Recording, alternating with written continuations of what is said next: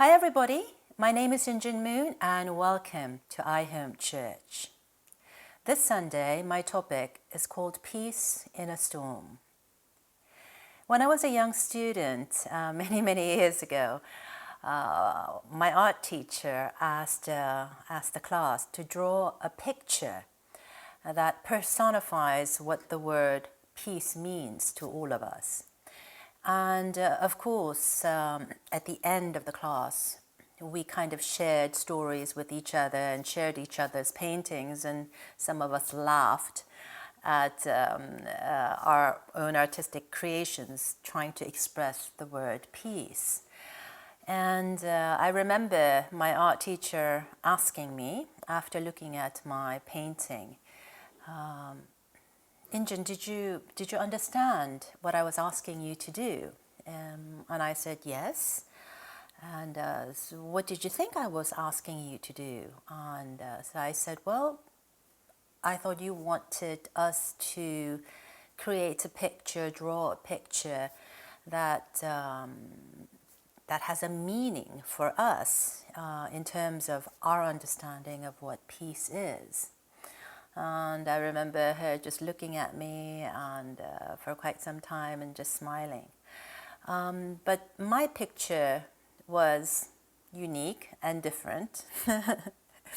And quite a few students laughed at my painting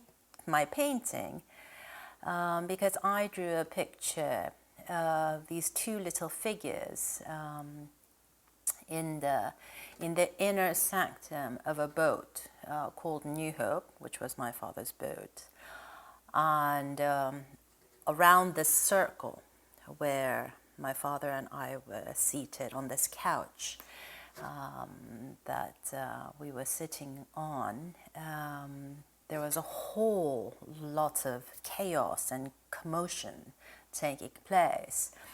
There was lightning, there was thunder, there was the wind god blowing strong winds towards where my father and I were seated.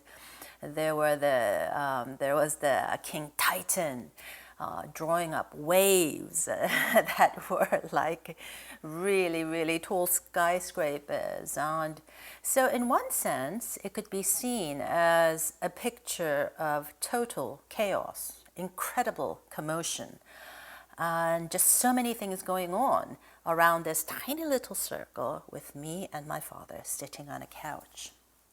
But for me, that's pretty much my best memory of my father, because my life, having been born to a public family, has not been an easy one. And I could say the same thing for my brothers and sisters.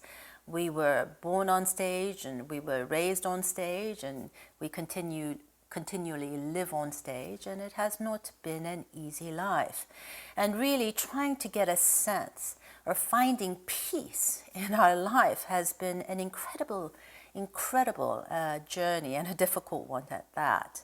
And I'm sure many of you can certainly understand the difficulty of finding this incredible, elusive friend called peace. But the picture that I drew is of the time when it was one of the days when we were fishing out in Gloucester. And of course, my father gets everybody ready to go and leaves for the docks at 4:30. And there was a storm warning. And the captain of the boat asked Father, do you really think that we should go? Because there's a severe storm warning, and many of the boats are not going out on this day. But Father said, no, we're going to go. And so thus began our journey. And even as we were riding out to Northwest Corner, it was just unbelievable. The waves and everybody getting wet and all the things on the boat falling in and out, and it was just utter chaos. But my father was just incredible in that he was this figure of just incredible security for me. And when we finally got to the northwest corner, and Father said, anchor, and so we got ready to start fishing, and it was just a mess of a fishing day. And we were being thrown left and right, and I was kind of scared, and I reached out to my father saying, Father, I'm really frightened. Are we going to die today?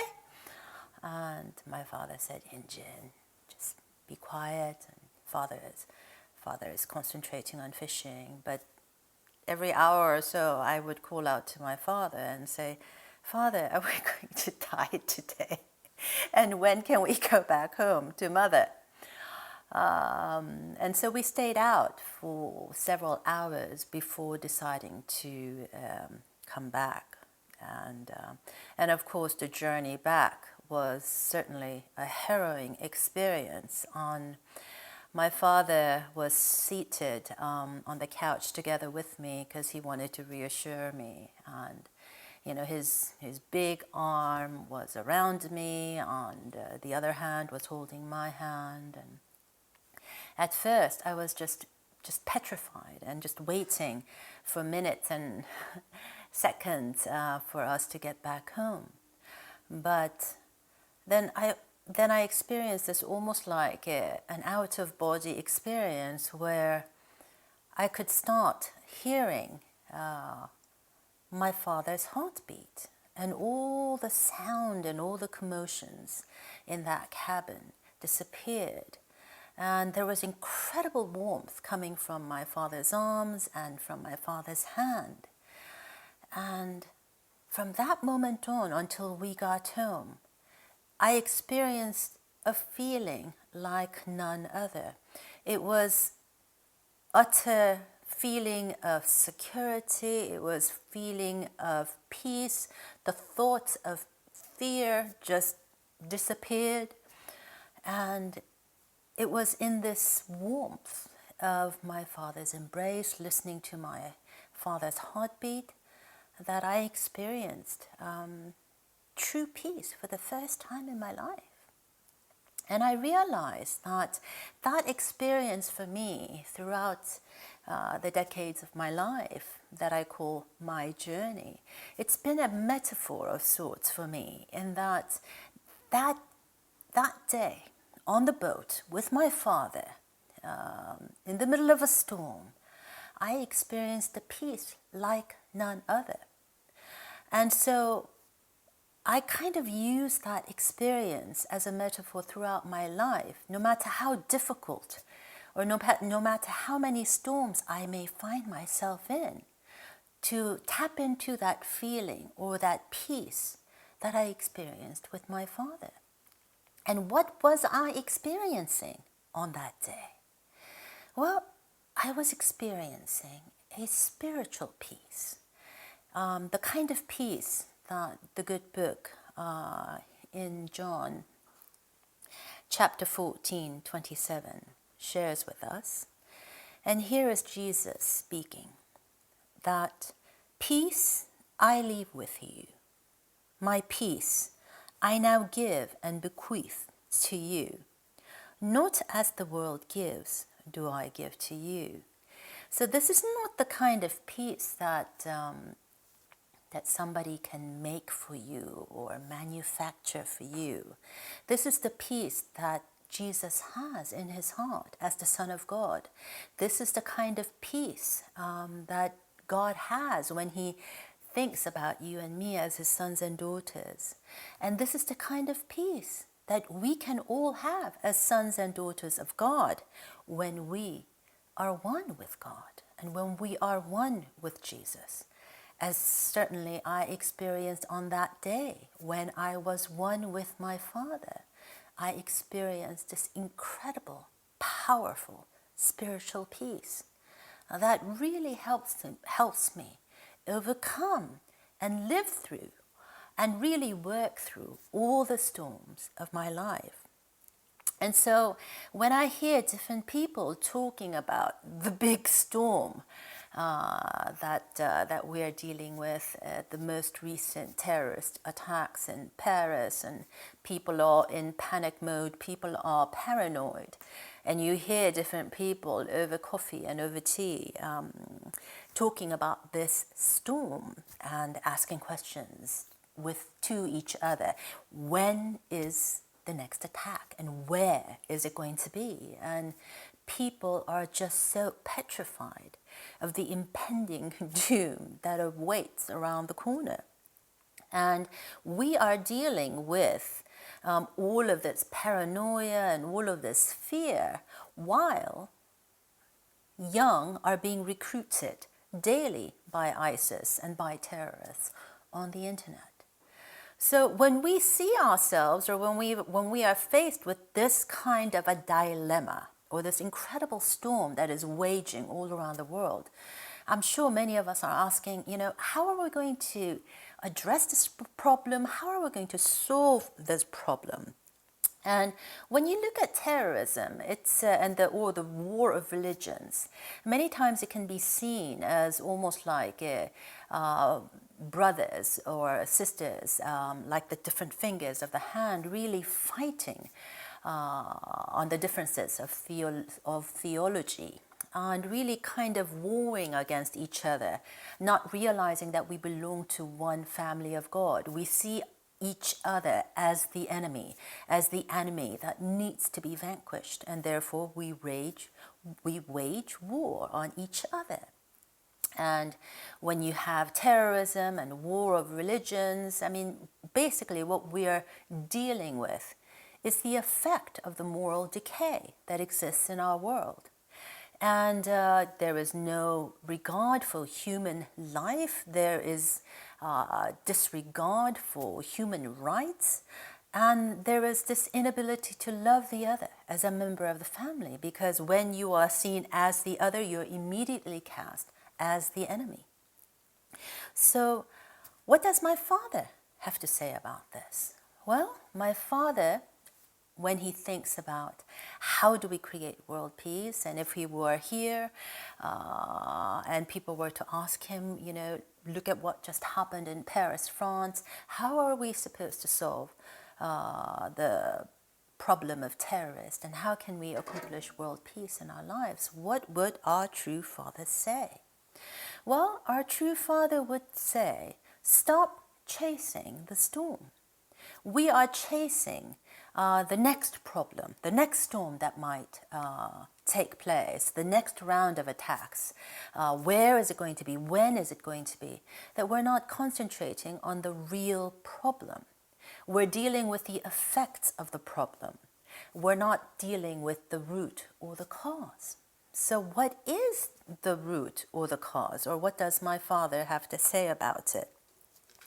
Well, on November 25th, 1989, my father gave an interview to a weekly paper, and it was a Soviet journalist, Vladimir Iordonsky, who interviewed my father about the work of peace building and what is he working on and what are some of his views. And he said, before we talk about peace among nations, we must settle our peace with God.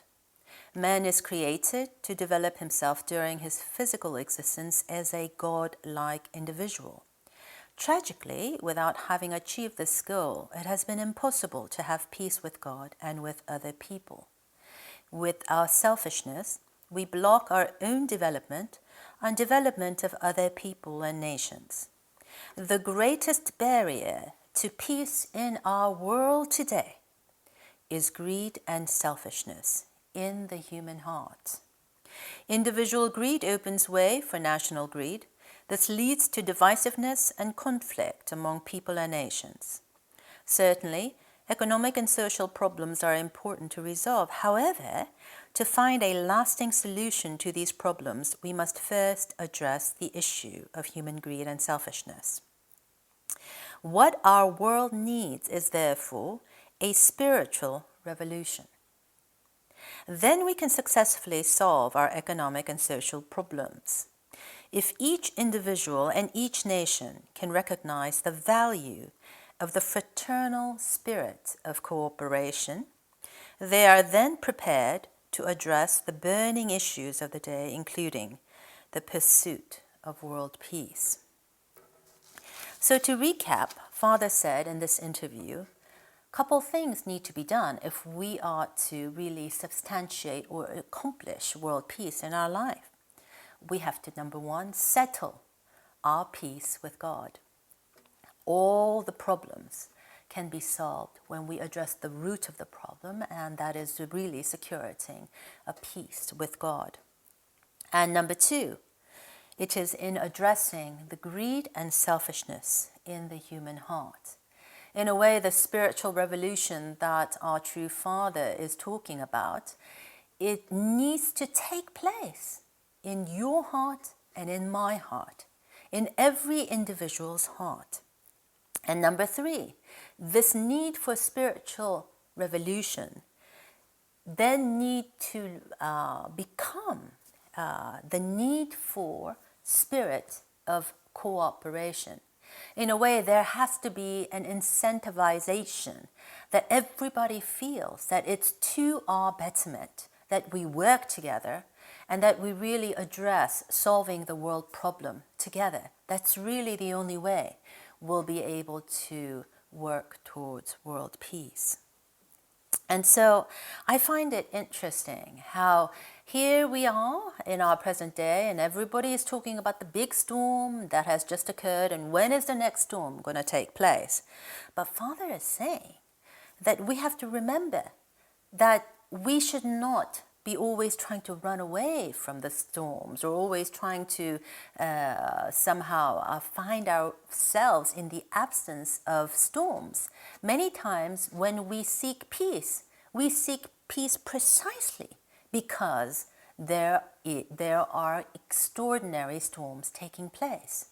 But regardless of where we are in the storm, if we can have or experience the spiritual revolution, so that we can have and really experience the spiritual peace that the good book John is talking about, and the kind of spiritual peace that gives you a sense of security, a sense of calm, a sense of purpose in times of difficulty.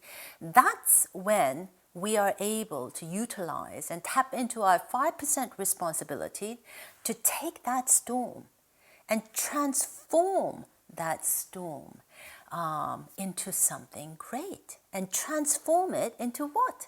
We can transform the storm into creating this incredible platform, a fraternity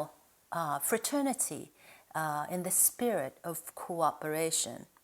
And I love the word cooperation because for me I hear co and operation. And co means together, and operation, everybody knows what an operation is. You have to literally open up your cavity and address the disease or the problem that we have inside our bodies. So we have to agree to really work on this operating procedure together, to really operate on the old resentment, feelings of hatred, feelings of mistrust, feelings of anger, all of these things we need to decide to operate together and really kind of work together as a member of one family.